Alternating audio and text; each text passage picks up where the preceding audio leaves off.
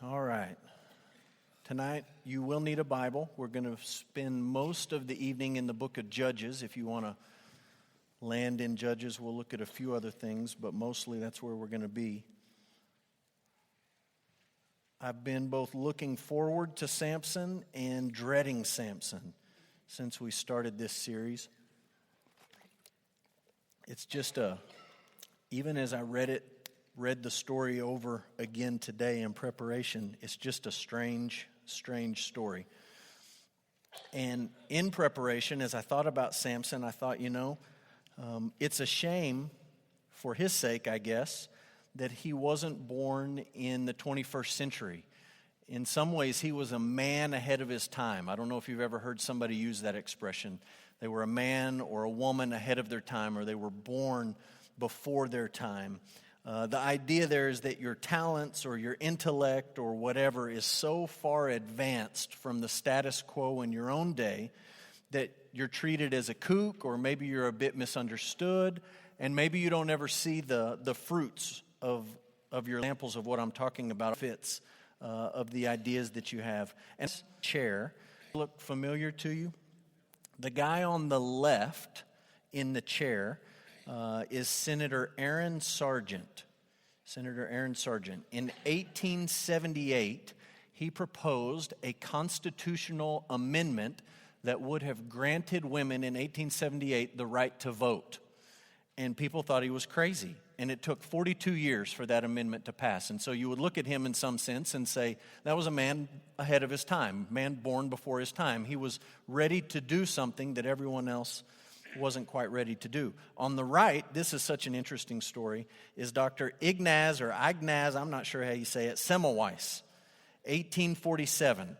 He worked in the hospital, and he noticed that when the medical students came from the morgue and then went into the labor and delivery ward without washing their hands, that infant mortality was through the roof.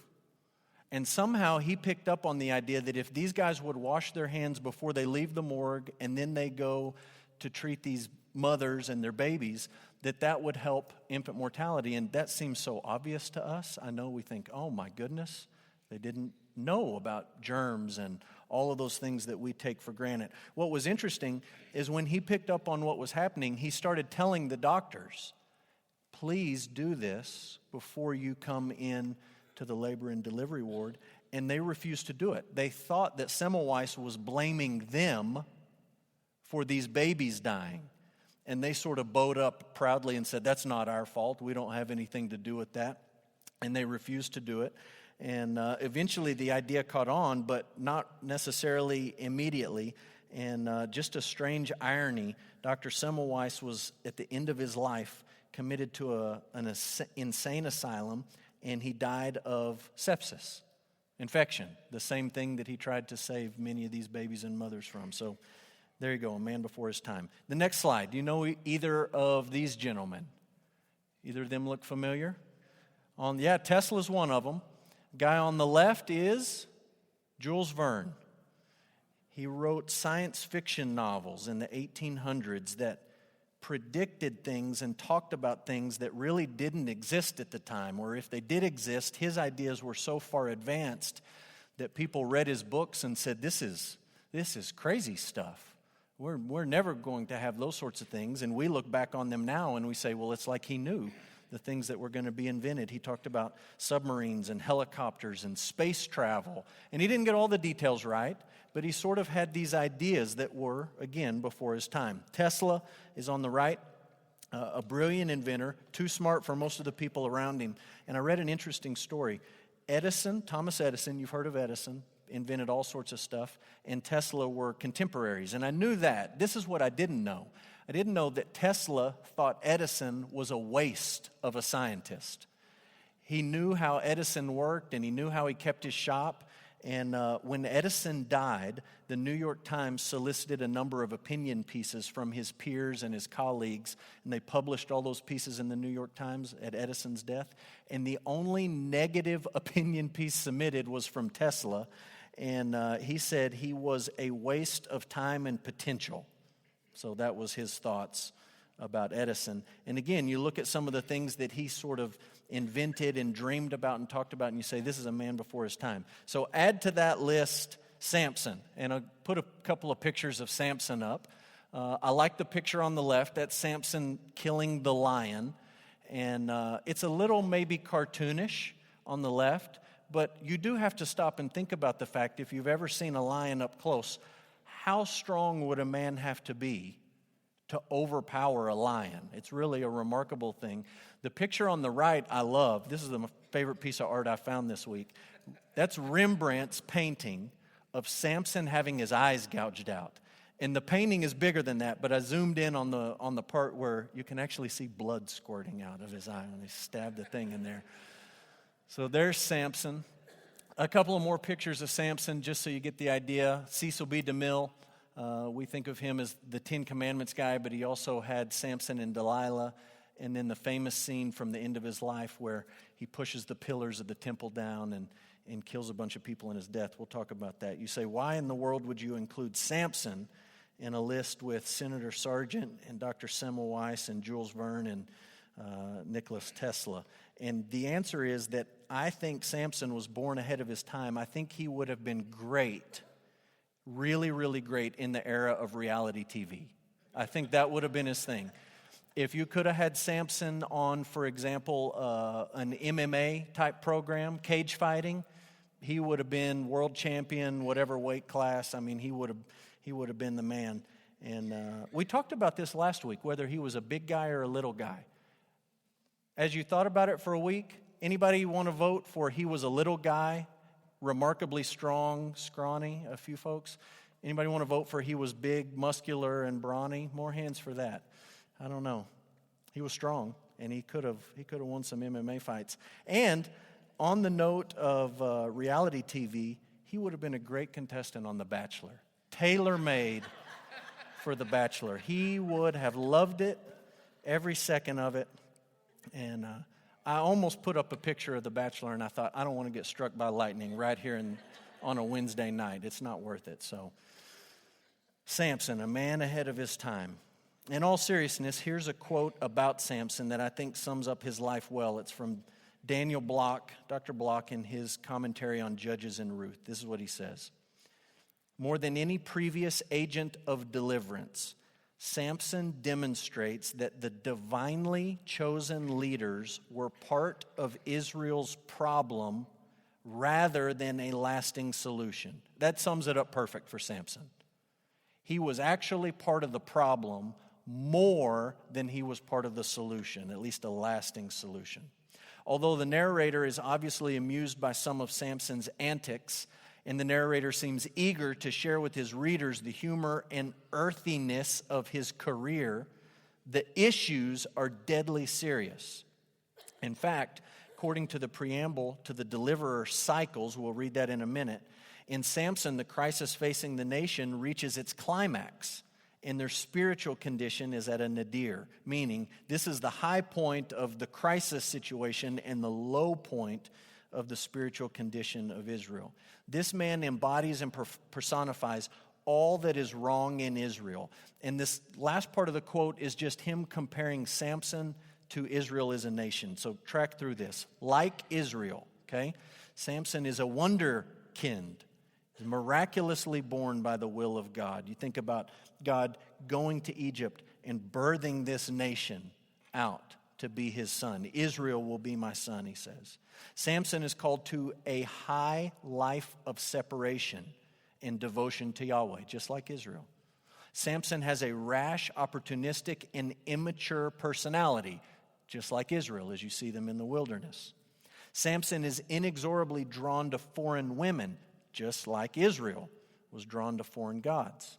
Samson experiences the bondage and oppression of the enemy. Samson cries out to Yahweh from his oppression. Samson is blinded. You can see the same idea in 1 Samuel 3 that Israel, in a sense, is blind.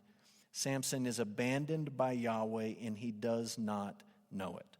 Really, what we're about to talk about has some humorous spots. Overall, it's a really tragic story. And so I hate to be a downer, but that's what it is. Let's put it in the context of the Old Testament. Samson obviously falls in the period of the Judges. So we would move from creation to the fall of mankind and Adam and Eve, the flood, the patriarchs, Abraham, Isaac, Jacob, and the 12 tribes. They end up in Egypt. God brings them out under Moses' leadership in the Exodus. He gives them his law at Sinai. The conquest is where the people go in and take the land under Joshua. Then there's this transitional period of the Judges. We've spent a lot of time here on Wednesday nights in this series. Right on the heels of the Judges, there will be a monarchy, first under Saul, then under David, then under Solomon. Then that monarchy is going to be split. Rehoboam and Jeroboam are going to split it in half. The nation will have division, and then both the northern kingdom and the southern kingdom get sent into exile, and then God brings back a remnant. And when you get through that part of the storyline, you're right on the heels of Jesus coming. Samson falls in that period of the Judges. And just to set the context, let's look at Judges 2. We've read this several times as we've talked about different judges and different people in this period of time, but I just want to read it quickly. Judges 2, we'll read 11 to 19. The people of Israel did what was evil in the sight of the Lord, and they served the Baals. They abandoned the Lord, the God of their fathers, who had brought them out of the land of Egypt. They went after other gods from among the gods of the peoples who were around them, and they bowed down to them, and they provoked the Lord to anger. They abandoned the Lord and served the Baals and the Ashtaroth. So the anger of the Lord was kindled against Israel, and he gave them over to plunderers who plundered them, and he sold them into the hand of their surrounding enemies so that they could no longer withstand their enemies. Whenever they marched out, the hand of the Lord was against them for harm, as the Lord had warned, as the Lord had sworn to them, and they were in terrible distress. Then the Lord raised up judges who saved them out of the hand of those who plundered them. Yet they did not listen to their judges, for they whored after other gods and bowed down to them. They soon turned aside from the way in which their fathers had walked, who had obeyed the commandments of the Lord, and they did not do so.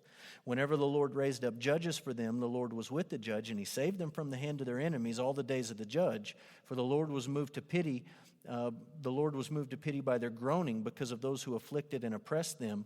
But whenever the judge died, they turned back. And they were more corrupt than their fathers, going after other gods, serving them and bowing down to them. They did not drop any of their practices or their stubborn ways. And that's the cycle all the way through the book.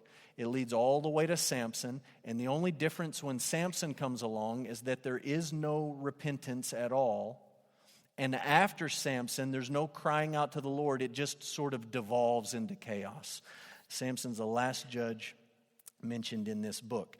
It's really, really bad and it's really dark, but I want you to remember Ruth 1:1. So if you just go to the end of Judges, the very next book is Ruth, and Ruth 1:1 says, in the days when the judges ruled, there was a famine in the land, and we read about this man in Judah, Elimelech and Naomi and Mahlon and Chilion and all the things that happened with Ruth. And Ruth comes along at the end of Judges to remind you when it was really, really dark and seemed hopeless and everything was bad and it looked like it was falling apart, God was still working. God still had a plan for his people. And despite their rebellion and despite the chaos of everything you read at the end of Judges, post-Samson, God was at work for the good of his people. So let me put up a couple of graphics on the screen just to help you visualize some of these things. This is a list of all of the judges, just so you can kind of see them. I know the font's a little bit small, but there's 12 judges mentioned in the book of Judges. I put blue stars by 4 of them. The 4 with blue stars are what Bible scholars call major judges. And when you read that, you sort of think like major, minor prophets in the Old Testament, right? Isaiah, Jeremiah, Daniel are major prophets. Doesn't mean that they're more important. It just means that those books are longer than the minor prophets that come after it. And it's the same idea here in Judges. The major judges have lengthy stories about their life. We learn details about them and where they lived and what happened and things they did good and things they did bad. The minor judges, some of them just get a verse or two to say, hey, there was somebody named Ibzan, and there was somebody named Tola, and there was somebody named Abdon, and this is where they lived, and they defeated so-and-so, and then it just moves on, and you don't get a lot of detail. So those are the judges, and to that list we would add Eli. Eli comes next when you move into 1 Samuel. He was a judge, and we would also add Samuel. Last two judges not mentioned in the book of Judges. You could tack them onto the end of this list. The next one I want to show you is a map. And again, I know that's really small. I know you can't read a lot of the places, but the different colors that you see are the different tribal allotments for the 12 tribes when they settled in the Promised Land, okay? Joshua brought them in, they cast the lots and divvied it up. This is where all the different tribes landed. You can see the Mediterranean Sea on the left. Down at the bottom middle, you see the Dead Sea, and then flowing up above that would be the Jordan River and the Sea of Galilee up top. All those white boxes are the judges, okay? And all those white boxes are placed in the location where that judge judged Israel. And I put that up there to show you this. When Samson came along, or Jephthah came along, or Deborah came along, any of these judges, it wasn't like the judge ruled over all of that territory. It wasn't like all of the tribes recognized this judge and they had some unified army and followed after them. What usually happened is that these judges kind of functioned like local warlords.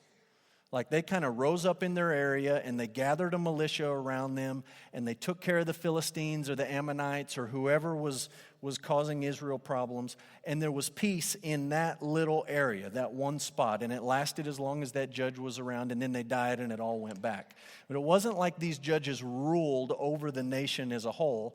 That's why when you get into the very next book in the Bible, these tribes come together and they say, look, we need a king.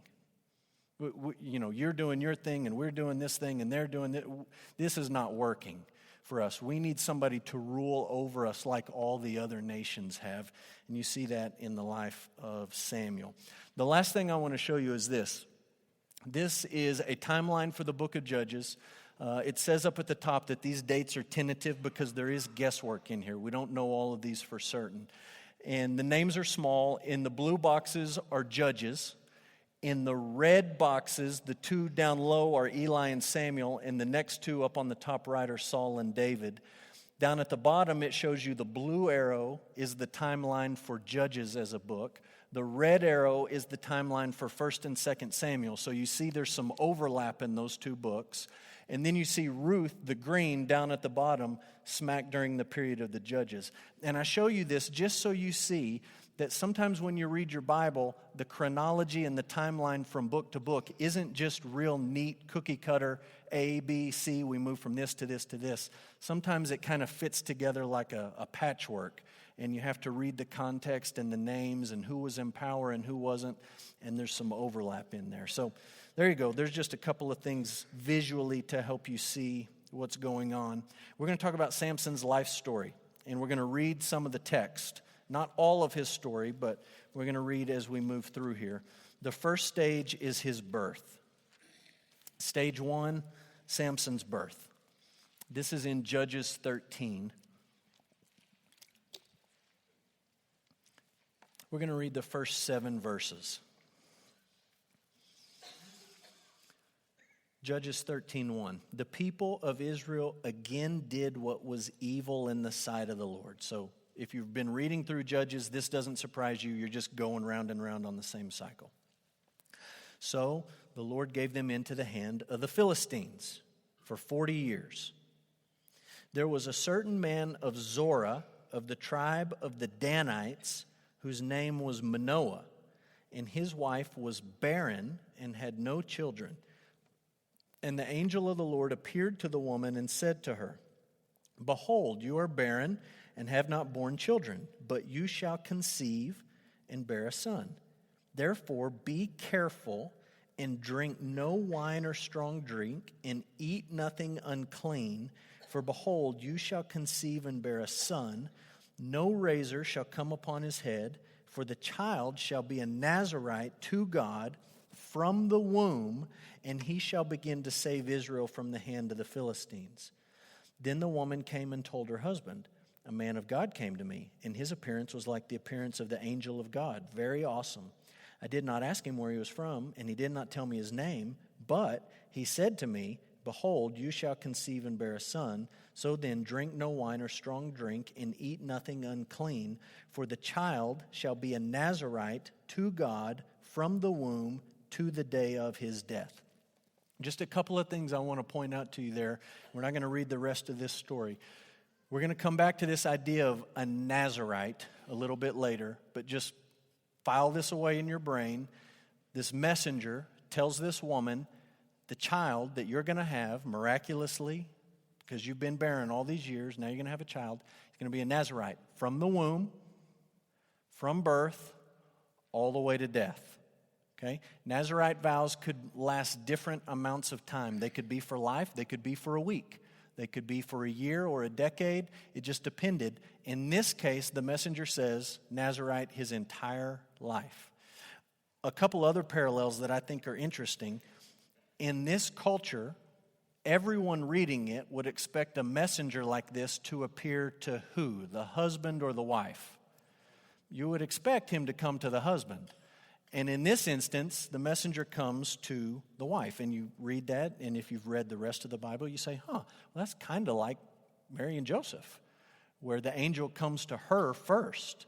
And eventually, he did talk to the husband, and eventually he talks to the husband in this story, but he appears to the woman first. And it fits something you see throughout the book of Judges. I don't know how to say it, guys, other than just to say it, but the women in the book of Judges are way more noble and virtuous and heroic than the men are. I mean, they're the godly ones, and the men are pretty much scumbags all the way through the book. And I'll just give you a couple of examples as I read through this week. Deborah and Barak. Barak's the general. He should lead the army, and he goes to Deborah and says, I can't do it unless you come with me. So she goes. Jael and Heber. You would think maybe Heber would be the one to drive the tent peg through the guy's temple, but no, it's Jael who does it, and she gets all the credit. Jephthah has this vow that he takes about his daughter, and I'm going to kill whatever comes out of my house, and he just comes off looking like a fool, but his daughter comes off looking pretty honorable. She doesn't run from it. She doesn't chafe from it. She says, you need to keep your vow to the Lord. He shouldn't have done that. He shouldn't have killed his daughter, but she's the one who has concern for the vow more than her father. Samson's mother is another example. When you get past Samson, you're going to read about an innocent concubine whose quote-unquote husband treats her like nothing. When you get even past that story, you're going to read about a bunch of just crazed soldiers, men in this militia army who go after these women and steal these women to be their wives. And it's just a theme throughout the book that the women are more noble and more virtuous than the men. So that's his birth. Stage number 2 is a wedding. It's a wedding. Look at Judges 14. And we're just going to read the first 3 verses here to get the idea. We'll read a couple more verses maybe. 1, 2, and 3 says, Samson went down to Timnah, and at Timnah he saw one of the daughters of the Philistines. Then he came up and told his father and mother, I saw one of the daughters of the Philistines at Timnah. Now get her for me as my wife. But his father and mother said to him, Is there not a woman among the daughters of your relatives or among all our people that you must go and take a wife from the uncircumcised Philistines? But Samson said to his father, Get her for me, for she is right in my eyes. That's a refrain you read throughout Judges, right? Everyone does what's right in their own eyes. And here you get this picture of Samson. You realize, as an informed reader, this isn't about racism or ethnic prejudice. This is all about religion. This idea of the uncircumcised Philistines doesn't mean they're inferior people. It means they worship pagan deities. Why do you have to go among those people to find your wife? Isn't there anyone here that you can marry? Samson has no regard for God's people. He has no regard for God. His lust is uncontrollable. And if the words where he says, go get her for me, strike you as kind of weird, they are kind of weird. Like, I've seen this woman, go get her. That's going to be my wife. Look at verse 4. All of this under God's sovereignty. His father and mother did not know that it was from the Lord, for he was seeking an opportunity against the Philistines. At that time, the Philistines ruled over Israel. So you see a little bit of mixed motives here, but what you clearly see is that all of this is from the Lord. It's under the sovereignty of God. Samson is out of control in lust. He has no regard for the Lord or his people. But all of this falls under God's plan. He's going to use this man in spite of himself. So we'll come back to some of this in a little bit. There's some interesting details in chapter 14 where he treks through a vineyard and he kills a lion. We'll come back to that. Look at verse 10 before we move on. His father went down to the woman, and Samson prepared a feast there, for so the young men used to do. And the rest of this chapter is the very strange story where they're having the wedding party, and Samson says, I'm going to give you a riddle, and we're going to have this bet for clothing. And they talk his bride-to-be into telling them the secret to the riddle, and he goes on a rampage and kills 30 guys, and then he decides he doesn't want to marry that woman. And you get to the end of that, and you think, what is going on here? He goes to get this woman, and he just demands all these things, and somehow he has some kind of plan in it, the text says, but he doesn't care about God or his people so much. He just wants revenge on these people, and they have this wedding, and then he kills all these guys off this bet that they cheated on. It's a strange, strange story, and when you read it, you're supposed to think that it's really, really strange. Stage number 3, fighting. Fighting. We're not going to read any of chapter 15. I'll just mention a couple of stories. You can divide this chapter in half. You can go from verse 1 to 8. That's the first half. And then you can go 9 to 20. That's the end of it. So 2 stories of fighting. The first one, at the beginning of the chapter, goes like this. Samson decides, remember after he didn't want to marry this woman, that he does want to marry her. So he goes back to get this woman who ratted him out and caused him to lose the bet. So he goes back for this woman. When he goes back, they've already married her off because they thought Samson was long gone. Samson says, what in the world? That was my wife. You married my wife off to somebody else. And his response, I'll come back to this idea in a minute, but he captures 300 foxes. I don't even know how you do that. But he captures 300 foxes, ties their tails together, puts a torch between the tails of a pair, and sets them loose in the grain so that they burn down all of the fields of the Philistines. It's crazy. And then you move on to the back half of the chapter, and not surprisingly, the Philistines are on the hunt for Samson. He just burned their food supply. They don't have anything to eat. So they're looking to kill this guy, and the men of Judah kind of freak out, and they come to Samson. He's living out in a cave, and they say, hey, look, the Philistines are coming. They're ticked off. We just need to turn you in. And he says, okay, great, turn me in, tie me up. So they tie him up, they take him to the Philistines. He gets there, he breaks the ropes off, he grabs a jawbone of a donkey, which was around for some reason, and kills 1,000 guys. And you get to the end of that and you say, this is the craziest story. If you're a 5th grade boy, you say, this is the greatest story I've ever read in my whole life. This is fantastic. But if you have 5 brain cells and you're out of middle school, you read it and you say, what in the world is happening here? This is so strange. So, there you go. Next stage, Delilah. It gets weirder. Delilah. Look at Judges 16. We'll read the first 6 verses. Samson went to Gaza. That's the territory of the Philistines. There he saw a prostitute. And I don't know if it's right for me to say I love how the author says this, but he just kind of says it like, he went and saw a prostitute. Like, well, okay, that's the kind of guy he is. That's what he did. He went and saw a prostitute. He went into her. And the Gazites were told, Samson has come here. They surrounded the place and they set an ambush for him all night at the gate of the city. They kept quiet all night, saying, let's wait till the light of the morning, then we will kill him. But Samson lay till midnight. And at midnight he arose and took hold of the doors of the gate of the city and the 2 posts, and he pulled them up, bar and all, and he put them on his shoulders and carried them to the top of the hill that is in front of Hebron. Verse 4. After this, he loved a woman in the valley of Sorek, whose name was Delilah, still Philistine territory.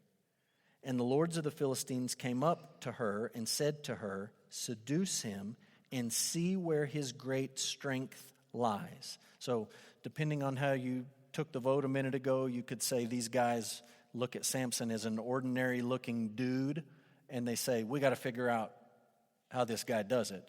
Or they look at him as this big, ginormous guy, and they say, we got to figure out how he got so big because we need the same stuff or whatever. Seduce him. See where his great strength lies. And by what means we may overpower him, that we may bind him to humble him. And we will each give you 1,100 pieces of silver. So Delilah said to Samson, please tell me where your great strength lies and how you might be bound, that one could subdue you. Now look, that's as far as we're going to read. You know the rest of the story. On the surface, any rational person would hear that and say, I need to get a new girlfriend. This is not going in the right direction. Instead, he plays a game. It's a cute thing to him. And first he says, you take 7 fresh bowstrings that have never been dried and you tie me up. I won't be able to get out. And they go through the whole thing. She ties him up. Philistines are upon you, and he breaks them off. Secondly, she comes back and she's kind of pouty and she says, what's going on? You lied to me. That wasn't funny. And he says, okay, what you got to do is you got to take new ropes that have never been used, tie me up. I won't be able to do anything. So he goes to sleep, passes out drunk, whatever. She ties him up. Philistines are upon you, breaks him off. He's ready to fight. Third time, same thing. Samson says, weave my hair into the loom. Take the locks of my hair. Remember, it's long because he's a Nazirite. Weave it into this loom. I won't be able to do a thing. I'll just be like anyone else. And they do the whole thing. Philistines are upon you, and he gets up and he's ready to tear somebody limb from limb. And then finally, he comes clean to her. She really lays it on hot and heavy and whatever and says, you don't love me, you don't care about me, and gives him this pity party type stuff. And he says, if you shave my head, I'll be as weak as an ordinary man. I'll just be like everybody else. And look, you know the story. Sometimes you're so familiar with the story, you don't realize how weird the story is, right? That's a really weird story. Why would he not clue in at some point that this is not going well? This woman is trying to kill me. This woman is trying to harm me. This woman is trying to do something terrible to me. And the only thing I can say is what we know about Samson from reading through Judges is that he had zero self-control. Absolutely no self-control. And I think it's safe to assume that that lack of self-control fed into alcohol and sex. And that those two things were so powerful in his life that somehow you combine those in a bad cocktail and you say, this guy, as strong as he was just as dumb as a brick. Maybe he was drunk all the time. Maybe he just wanted to get in bed with her so bad that he would do whatever he needed to do. But he has no self-control, and it gets to the point where he doesn't even have any common sense. And he ends up telling her the secret. The last stage is his death. His death. And we'll read about that. Chapter 16. They've captured him. They've gouged his eyes out. We saw the Rembrandt painting. They have him grounding the mill in the prison, and then his hair starts to grow again. Verse 23. The lords of the Philistines gathered to offer a great sacrifice to Dagon, their god, to rejoice. And they said, our God has given Samson, our enemy, into our hand. And when the people saw him, they praised their God. For they said, our God has given our enemy into our hand, the ravager of our country, who has killed many of us. So what you have going on here is a worship service, right? Like, is a pagan worship service worshiping and praising Dagon for handing Samson over to them. When their hearts were merry, they said, call Samson that he may entertain us. So they called Samson out of the prison, and he entertained them. They made him stand between the pillars. Samson said to the young man who held him by the hand, let me feel the pillars on which the house rests, that I may lean against them. Now the house was full of men and women, and the lords of the Philistines were there. And on the roof there were about 3,000 men and women who looked on while Samson entertained. Then Samson called to the Lord, and notice it's in all caps, So he calls to Yahweh. All the people in the place are worshiping Dagon. Samson is calling to Yahweh, and he says, O Lord God, O Yahweh, Elohim, please remember me, and please strengthen me only this once, O God, that I may be avenged on the Philistines for my 2 eyes. And Samson grasped the 2 middle pillars on which the house rests, and he leaned his weight against them, and his right hand on the one and his left on the other. And Samson said, let me die with the Philistines. Then he bowed with all his strength, and the house fell upon the lords and upon all the people who were in it. So the dead whom he killed at his death were more than those whom he had killed during his life. Then his brothers and all his family came down and took him, and brought him up and buried him between Zorah and Eshtaol in the tomb of Manoah his father. He had judged Israel 20 years. And that's the end, and he dies. It's a tragic end to the last judge mentioned in the book of Judges. So how do we think about his life? Let's talk negatives and positives. Here's the negative. Samson made a complete mockery of his Nazirite vow, and he clearly had issues with lust and rage. He makes a mockery of his Nazirite vow, and he has no restraint on lust, and he has no restraint on his rage. So I just want you to see these in the text. I think it's obvious, but let's just make sure we see it. Hold your spot in Judges and flip back to Numbers chapter 6. I want you to read with me the instructions that God gave his people for the Nazirite vow. Numbers 6. And we'll read the first 8 verses in number 6. It says, the Lord spoke to Moses, saying, speak to the people of Israel and say to them, when either a man or a woman makes a special vow, the vow of a Nazirite, to separate himself to the Lord, he shall separate himself from wine and strong drink. He shall drink no vinegar made from wine or strong drink, shall not drink any juice of grapes or eat grapes, fresh or dried. All the days of his separation, he shall eat nothing that is produced by the grapevine, not even the seeds or the skins. Right? That's pretty clear. Stay away from grapes. No skins, no seeds, no wine, no vinegar, no nothing, none of it. Stay away from it if you're going to take this vow. All the days of his vow of separation, no razor shall touch his head. Until the time is completed for which he separates himself to the Lord, he shall be holy. He shall let the locks of his hair of his head grow long. So you see in there the idea that this wasn't always a lifetime thing. There was sometimes where you would take a Nazirite vow for a month or for a week or for a year. Samson's is from birth to death. We already saw that. Verse 6, all the days that he separates himself to the Lord, he shall not go near a dead body, not even for his father or for his mother, for brother or sister. If they die, shall he make himself unclean, because his separation to God is on his head. All the days of his separation he is holy to the Lord. So 3 ideas wrapped up in this Nazirite vow. No grapes, alcohol, wine, nothing fermented, none of it. Number 2, don't cut your hair. And number 3, don't touch anything dead, not even for your family. If they were to die during this time of a vow, even for them, you don't touch anything that's died. So then dial it back and look at Samson in Judges chapter 14. This is some of what we skipped over. He's demanded a wife. In Judges 14, verse 5 says this, Samson went down with his father and mother to Timnah, and they came to the vineyards of Timnah. Now, does the text say that he ate grape seeds? No. Does it say that he had a keg of wine or vinegar? No. Does it say that he peeled off the skins and ate the skins just to defy the vow? No. But the author is telling you something. Part of this vow is to stay away from grapes, and here he is hanging out in a vineyard. Has no regard for the vow. Then you keep reading. This interesting story. I used to think this story was so strange as a kid.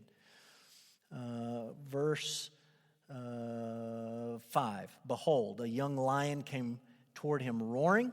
The Spirit of the Lord rushed on him, and although he had nothing in his hand, he tore the lion in pieces as one tears a young goat. But he didn't tell his father or his mother what he had done. And I used to think, well, why not? Like, fifth grade boy reading this story. And I'm like, if I killed a lion, I'm going to tell somebody. Like, I'm going to go home and say, guess what I did? I just took a lion and ripped it in half. It was the greatest, but he doesn't tell anybody. Then he went down and talked with the woman, and she was right in Samson's eyes. There's that phrase again. You saw it back up in verse 3. She was right in his eyes. After some days, he returned to take her, and he turned aside to see the carcass. Remember that third part of the Nazirite vow? Don't touch anything dead. He sees the carcass of the lion, and behold, there was a swarm of bees in the body of the lion and honey. And you can just see Samson walking by looking at that thinking, I'm not supposed to touch anything dead. But no one knows that I killed that lion. So no one needs to know where I got the honey from. He scraped it out in his hands, verse 9 says, and he went on eating as he went. And he came to his father and mother, and he gave some to them. And they ate it. But he did not tell them that he had scraped the honey from the carcass of the lion. Why? It's because he was breaking his vow, right? No grapes, hanging out in a vineyard. Don't touch a dead body. He's eating out of a lion carcass. And then we get to the end and we say, what was the big deal? Why did God lose his temper so bad when Samson told her about the hair and cut his hair? Well, God's been pretty patient with this guy so far. It wasn't exactly like God lost his cool at the end, but God is patient with him as he breaks the part about the vineyard and he breaks the part about the carcass, and then finally this last straw is the one that does it, and he loses his strength with the issue of his hair. So he makes a mockery of the vow, and he has issues with lust and rage. The lust, I think we've read that. He demands a wife, he visits a prostitute, and then he shacks up with Delilah. He's got an issue with women. And secondly, this story about the foxes is just, I can't quit thinking about that. I looked it up and I found some art about the foxes. And this is not just explosive rage, like you lose your cool in the moment. But this is like explosive rage that leads to a slow burn and a very intentional, thought-out plan. How long do you think it takes to catch 300 foxes? And like the whole time he's thinking, I'm going to get them. I'm going to get them. I'm going to destroy the whole food supply for these people. I'm going to get them. And it's so over the top that you read the story and you think, that's the work of a crazy man. Like that's something you could lift straight out of one of the Christopher Nolan Batman movies. I'm thinking about the Joker who does all these crazy things in that movie just to do them. And you're like, this is so... It's crazy. And then the story about the bet early on in his life where he has this riddle at his first wedding and his wife rats him out and the guys win the bet and he has to give them all a set of clothes. And his solution to that is, I'm going to go murder 30 men and take their clothes and bring them back to you. When you read that, you say, this guy is a little bit crazy. He's a little bit unstable. So he's got issues with lust. He's got issues with rage. What is the positive? Here it is. This is all we got. Samson is remembered as a man of faith. A man of faith. There is only one place in the rest of the Bible where Samson is mentioned, and it's the book of Hebrews. And so let's read first Judges 16:28 one more time, and then let's go to Hebrews. Judges 16:28. Samson called to the Lord, to Yahweh, and he said, O Lord God, O Yahweh Elohim, please remember me and please strengthen me only this once, O God, that I may be avenged on the Philistines for my 2 eyes. Okay? That's good in the sense that he doesn't call out to Dagon. He doesn't call out to Baal like many of the other Israelites were doing. He doesn't call out to Ashtoreth.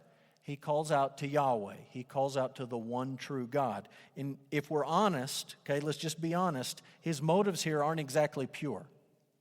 He doesn't say, let me get these guys because they're a bunch of pagans who refuse to worship the one true God.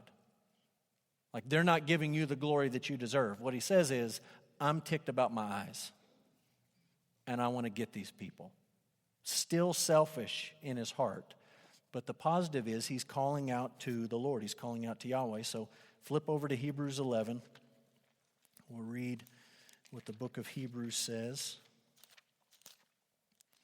And let's read starting in verse 32. What more shall I say? So we've already gone through. Let's just look at some of these names we've mentioned. We've talked about in chapter 11 Abel, and we've talked about Noah, and we've talked about Abraham, and we've talked about Isaac, and we've talked about Joseph and Moses, and we've talked about the people crossing the Red Sea, and we've talked about the walls of Jericho, that's Joshua, and we talked about Rahab. Verse 32, what more shall I say? Time would fail me to tell of Gideon, Barak, Samson, Jephthah, David, Samuel, and the prophets, who through faith conquered kingdoms, enforced justice, obtained promises, stopped the mouths of lions, quenched the power of fire, escaped the edge of the sword, were made strong out of weakness, became mighty in war, put foreign armies to flight. Women received back their dead by resurrection. Some, here's a shift in verse 35. All those things we say, that would be really exciting, but notice the shift. Some were tortured, refusing to accept release so that they might rise again to a better life. Others suffered mocking and flogging and even chains and imprisonment. They were stoned. They were sawn in two. They were killed with the sword. They went about in the skins of sheep and goats, destitute, afflicted, mistreated, of whom the world was not worthy, wandering about in deserts and mountains, in dens, in caves. All of these, though commended through their faith, did not receive what is promised, since God had provided something better for us, that apart from us they should not be made perfect. And the argument continues in chapter 12. I just think this is a strange thing to reconcile the story you read in Judges about a guy who doesn't seem to have many redeeming qualities popping up in this list in the Hall of Faith, these heroes of the faith listed out in Hebrews 11, and he's right there with Gideon, who we talked about. Gideon put the Lord to the test intentionally, and Gideon set up an idol for the people to worship, and here he is right here in the list. And Jephthah, we've mentioned him along the way several times as we've looked at other judges. He was a rotten guy. And Barak was a bit of a coward, and right in the middle of that is Samson. Through faith, they conquered kingdoms, enforced justice, obtained the promises. Here's the only way I know how to try to hold these together. On the one hand, I think you have to be honest enough to look at the book of Judges and say the book of Judges paints a really dark picture of Samson. He is not presented as somebody you want your son to grow up and be like. He is definitely not presented as somebody you want your daughter to grow up and marry. He's crazy. He's unhinged. He's unstable. He's lustful. He rages in violence. He's a bad dude. But when it came down to the last moments of his life, he cried out to the right person. He cried out to Yahweh, not to Baal, not to Ashtoreth, not to Milcom, not to Dagon, not to any of these pagan gods, but he cried out to the Lord. Did he cry out with a little bit of an impure heart and impure motives? Yes. But he cried out to the right person. And the takeaway from that, I think, is really, really important. You and I are not saved because we can muster up some kind of strong, honorable, noble faith. We're not saved by the strength of our faith. We're not saved by the purity of our faith. We're saved by the object of our faith. And we've talked about this before when we talked about the Passover, right? We've talked about faith in the context of the Passover, where those people that night who slaughtered the lambs and put the blood on the door, those people who did all the things that the Lord commanded, and they went to bed that night thinking, oh, I just don't know. I'm really anxious, and I'm not sure it's going to work out. This seems like a stretch. Those people woke up the next morning, and their kids woke up the next morning. It's not because their faith was so strong or their faith was perfect. It was because their faith was in the right God. We're not saved by the strength of our faith, but by who our faith is in. And we can at least commend Samson for this. He's remembered as a man of faith. And in the last moments of his life, he does cry out to the Lord, to Yahweh, to the God of Israel. So how does he point us to Jesus? Let me give you a couple of thoughts and we'll wrap up. This first one is wordy, I know, but I wanted you to get the point. Samson began to save Israel from the Philistines. His birth was miraculous. He was commissioned before he was born, and the Spirit of the Lord was with him. Sounds a lot like Jesus. Born to save his people from their sins. His birth was miraculous. Commissioned before he was born, and the Spirit of the Lord was with him. I'm going to let you look up Matthew 1 and 4 on your own a little bit later, but Matthew 1:21 says you will call his name Jesus because he will save his people from his sins, a parallel to Samson. Verse 18 describes a miraculous birth where the Holy Spirit's going to overshadow this virgin. Not the same kind of miracle, but both births were miraculous. Verse 23, he was sent to be God with us, had a mission before he was born.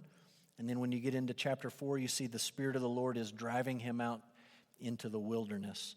Again, a parallel with Samson having the Spirit of the Lord on him at times. Second way that Samson points us to Jesus. Samson willingly gave his life to defeat the enemies of Israel. And I'm aware when you read the story that he didn't do it with the best of motives. He wanted revenge for his eyes. But he did willingly give his life to defeat the enemies of Israel, just like Jesus willingly gave his life to defeat the enemy of mankind.